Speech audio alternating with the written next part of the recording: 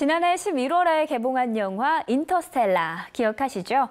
우리나라에서만 1,000만 관객을 돌파했고 전 세계적으로도 극찬을 받았던 크리스토퍼 놀란 감독의 작품인데요. 내용은 이렇습니다.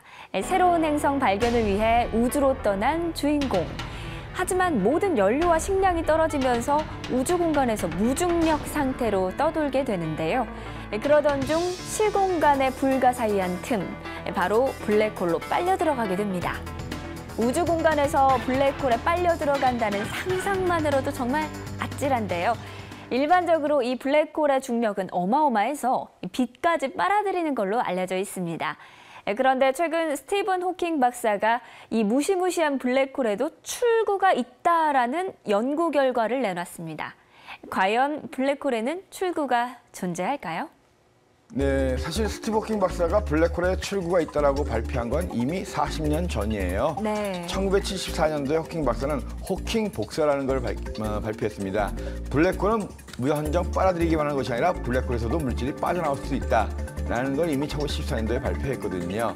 근데 그 당시만 하더라도 모든 정보가 사라져서 블랙홀로 들어갔다 나오는 것은 무엇이 나오는지 모른다라고 발표를 했는데 네. 2004년도에 발표할 때는 블랙홀로 빨려 들어간 물질이 나올 때 그 정보가 완전히 없어지는 건 아니다. 그 들어간 물질이 나오는 물질과 똑같은지 틀린지 알지 못하는 겁니다. 네. 근데 이번에 갑자기 뉴스가 됐던 건 뭐냐면 2004년도에 이 정보가 완전히 사라지는 건 아닐 거다라고 발표하면서 그 정보가 어디에 있을지 발표를 안 했거든요. 네. 10년 만에 그 정보가 블랙홀의 경계선 어딘가에 홀로그램 형태로 저장이 되어 있을 것이다 라고 발표를 하신 거예요.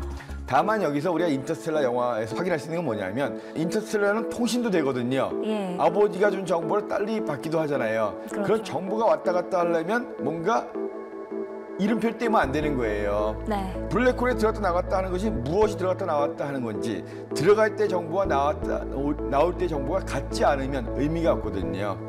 물질의 세계 중에서 우리 눈에 보이는 이런 거실 세계는 우리가 알고 있는 중력, 뉴턴 역학이 지배하는 세계입니다. 네. 근데 이 블랙홀에 들어갔다 나왔다 하는 이런 것들은 다 양자 역학의 세계예요.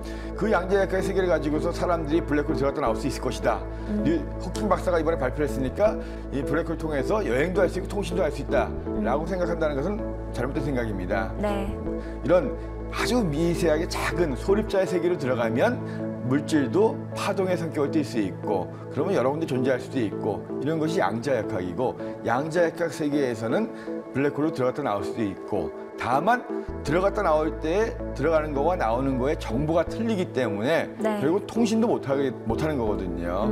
그래서 영화에서처럼 당연히 사람이 들어갔다 나왔다 하는 것은 불가능한 일이고 네. 이 정보가 들어갔다 나왔다 할 수가 있을까? 통신은 가능할까 하는 부분도 호킹 박사의 이론에 의한다면 그것도 불가능한 부분이다. 네. 그러니까 무슨 정보가 들어갔다 나올 때 정보가 같은 게 아니기 때문에 예. 우리가 원하는 그런 통신도 불가능한 부분이다. 다만 네. 우주를 이해하기 위해서는 이런 소립자 세계도 이해해야 되기 때문에 관심을 갖는 건 좋은데 블랙홀은 말 그대로 그냥 상상의 세계를 한 거예요. 네. 인터스텔라 영화를 보면서 블랙홀이 이렇고 사람이 미래에 이런 여행을 할 수 있다. 이렇게 생각하는 건 좀 잘못된 겁니다. 블랙홀에도 출구가 존재한다라는 가설이 있었지만 이 블랙홀로 사람과 정보가 오고 간다는 건 사실상 불가능한 이야기였네요.